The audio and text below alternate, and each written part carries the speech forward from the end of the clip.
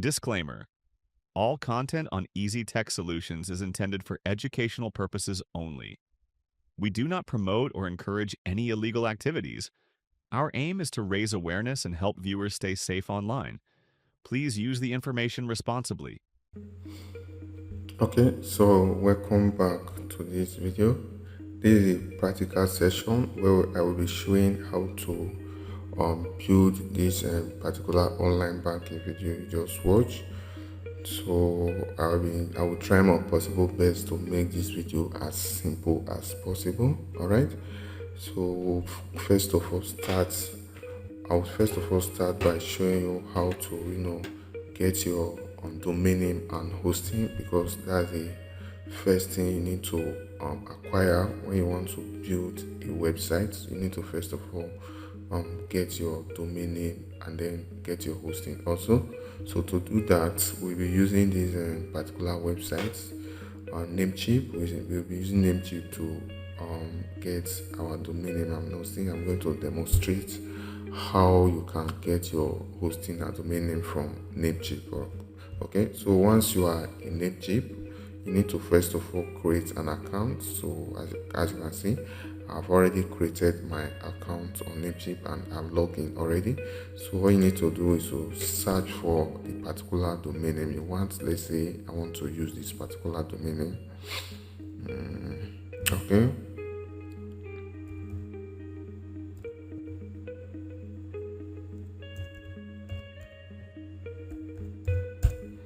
Okay, let's search for this particular domain and see if it's available.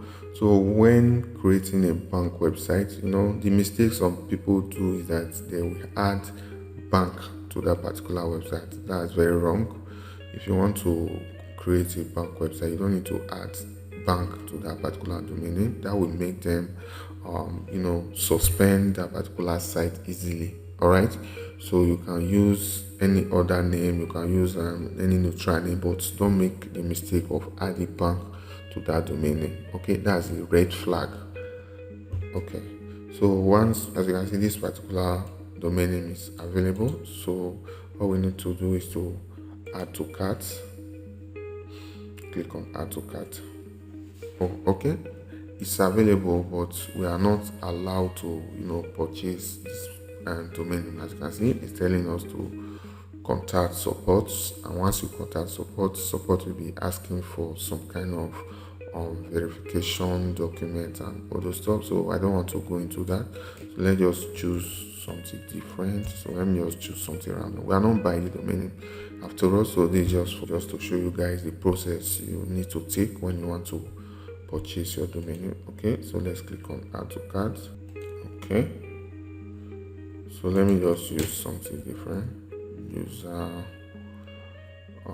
Okay, let me just use DBS, something random. Okay, add to cart. Alright, so as you can see, we have successfully added this particular domain name to cart. So let me view cards. I think I have one domain over there. I need to cancel that domain. So okay, so let me cancel this domain. Okay, so this is the amount we are paying to purchase this particular domain name, which is userdbs.com. Okay, $11.46. All right, that's because we are going for .com. Okay, so if you need a cheaper domain, you can go for maybe .online, .pro, .syz, and so on, depending on what you want and how you are able to pay for it. All right, so we have added this particular domain name to cart. So let's go over to hosting. So let me go back. So I'll click on this hosting. Under the hosting, I will select shared hosting. Okay, so once I'm in this particular page, so you have to select if it's yearly you want to pay for or monthly. Okay, you can, or 2 years, so depending on what you want. So let me just select yearly. So I'll click on get started.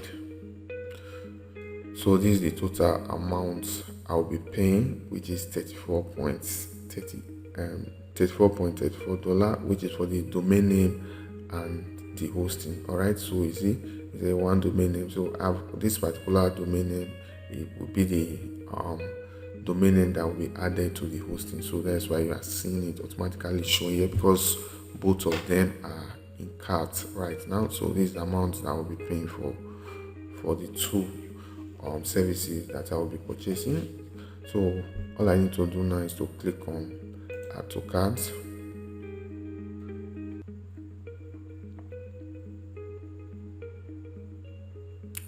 Okay, add to cart. So if you want to automatically renew these particular services, you can leave this, or you can turn it off or on, whichever one you want. So the next thing is to click on confirm order.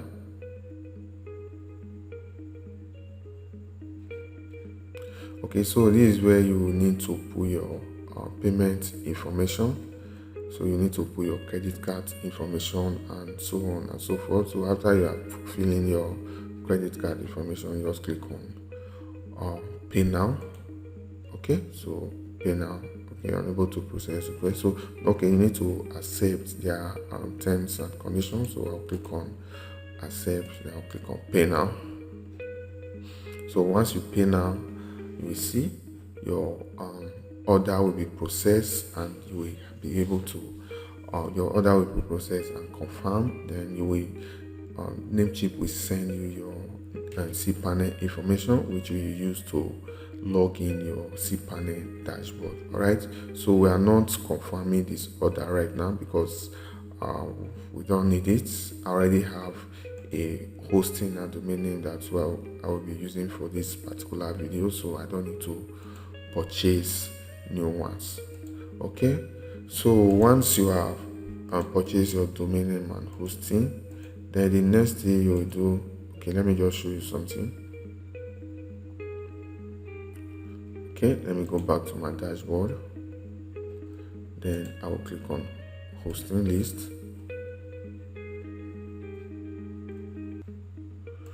Okay, that's one.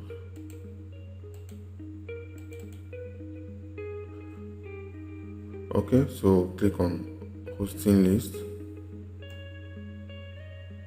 So this is the hosting. This is the hosting we are currently working with. So you see it will show on this particular section here. Then if you want to access it, you can click on go to cPanel over here. But Namecheap will also send you the cPanel. They will send you the cPanel details to your email address, which is the email address used to register the Namecheap account. So they will send the cPanel login details over there, or you can also log in directly from your Namecheap account. Okay, so this is the cPanel. I've already purchased cPanel that I'll be using for this particular video. So the next thing you will do is that once you have accessed your cPanel dashboard, then you will locate file manager. So this is file manager, so I will click on it. I'll click on file manager, then I will locate the domain name that I want to use for this particular video. So this is the domain name. So the reason why this particular domain name is showing like this is that I added this domain name as an add-on domain. Okay, so for you, once you purchase your hosting and domain name and they are both fresh, so all you need to do is to come over here, this public underscore HTML. So this is where you will upload the script. Okay, this is where you upload the script. So but me, since I'm using an add-on domain, so I will upload the script on this particular section over here. So I'll click on the domain, then it will direct me to this particular section. So this is where I'm going to upload the script. So I'll click over here to upload the script that I'll be using on this particular video, the bank script. I'll click here.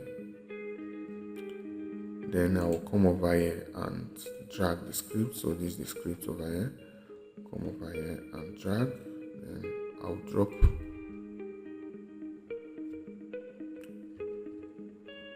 Alright, so as you can see, the uploading have started. So we have to go over to the database session. Let's create the database for this particular bank website and wait for the script to upload. All right, so to create database, you go back to your cPanel dashboard, then you will locate databases. Okay, over here you locate databases, then click on this database wizard. So once you click on database wizard, so you have to give your database a name. Let's say okay, so let's say something like this, database and be nkdb. So I'll copy that name because I'll use it. So I'll click on next step. All right, so the username also, I will paste the name I copied, then the password. So we just have to generate password. So you can generate password. Make sure you copy the password. Copy. Okay, then I'll go back to Notepad and paste the password over here. Then I'll click on I have copied the password in a safe place, then use password. Click on create user. Alright, so the next thing we need to do is to copy this particular information. It's very important. Then you click on all privileges, then click make changes. Alright, so let's come over to Notepad and paste this information here. Alright, so that's all we need to do. Then you can click on return home over here, or okay, let's click on return home. So once you return to the cPanel dashboard, you have to locate PHP my admin. So we'll locate PHP my admin. So this is it over here under databases. Also, you click on it.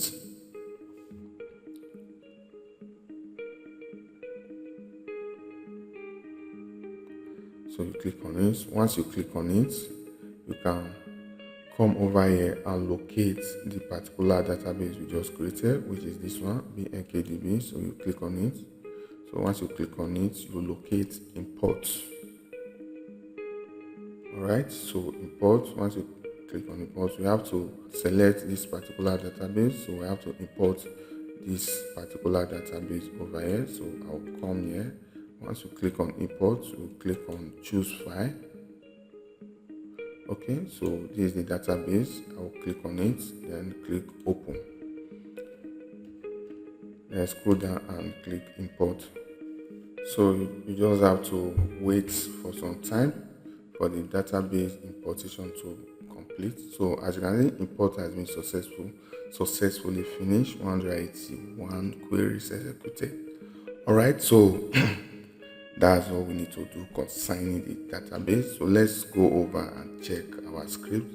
So this particular script is still uploading.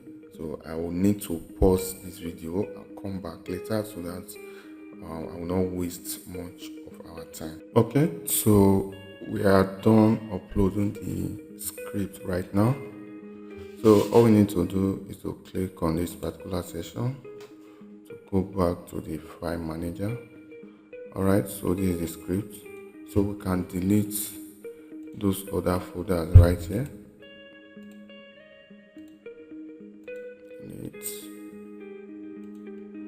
Alright, so we have to extract this file. Right click, extract. Okay, click close. Then we can delete this particular one right now. Delete. Then we'll open this particular folder.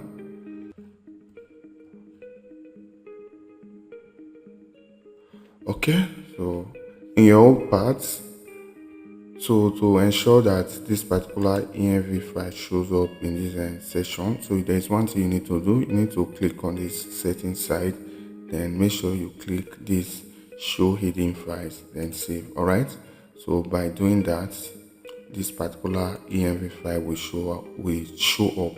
If you don't go to that particular settings and show the hidden files, this particular file will not show. Okay, so the next thing we need to do now is to move the file. So we need to move the file. You have to click here, select all, then click on move file. All right, then we have to clear this particular section like this, then click move file.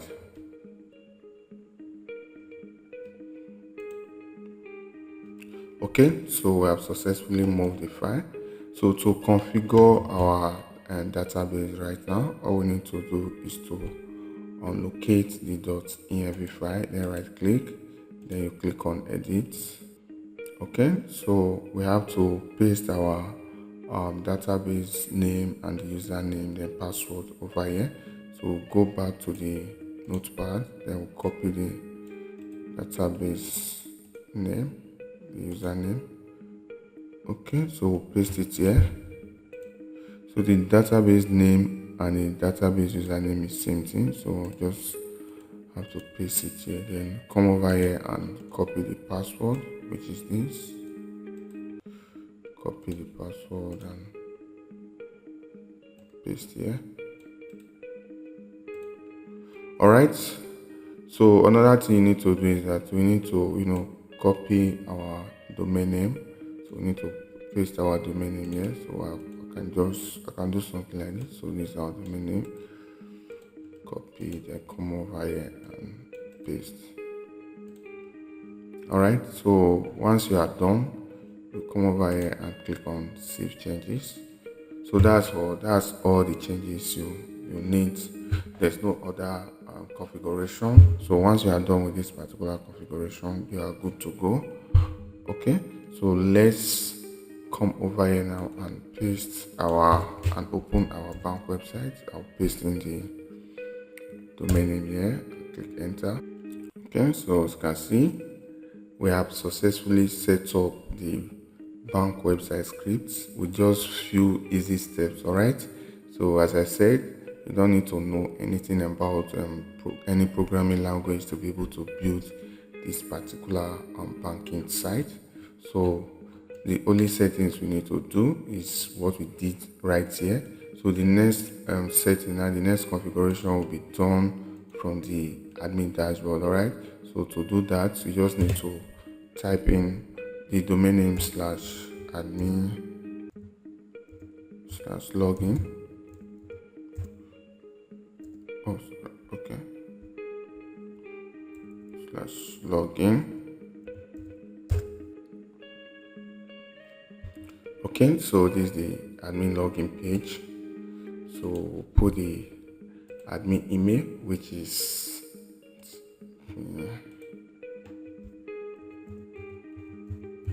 okay, so login.